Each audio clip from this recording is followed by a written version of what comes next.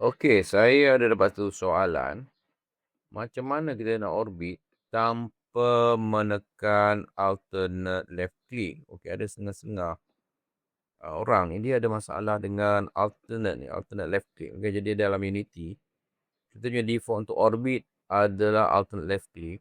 Tapi kebanyakan ada setengah-setengah software ni, dia tak menggunakan alternate untuk orbit tau. Okey. Jadi alternate orbit ni sebenarnya digunakan format Maya. Okey. Jadi untuk overcome masalah atau isu tu, okay, kita boleh cuba tukar kita punya command alternate left click kepada mouse kanan. Okay, sebab mouse kanan ni basically kita tak ada apa, kita just right click. Okay, kita right click. Dekat sini kita tak ada apa-apa, kita tak gunakan.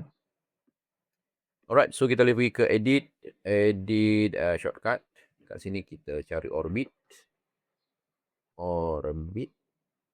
Ya. Orbit. So kita double klik sini. Right. So saya nak tukar ke mouse kanan. So saya klik macam tu. Mouse kanan Okay. Mouse kanan. Kemudian kita tutup. Jadi sekarang kalau saya tekan mouse kanan, saya boleh orbit tanpa menggunakan alternate left click. So kita tak pakai left click lah. Sekarang left click kita menjadi select saja. Okay. Left click menjadi select. Jadi untuk orbit kita gunakan mouse kanan, kita boleh pen menggunakan mouse tengah. Kemudian kita boleh scroll, zoom in, zoom out gunakan scroller tu lah pada mouse. Okey, jadi itu saja untuk tutorial ringkas kali ini. Terima kasih.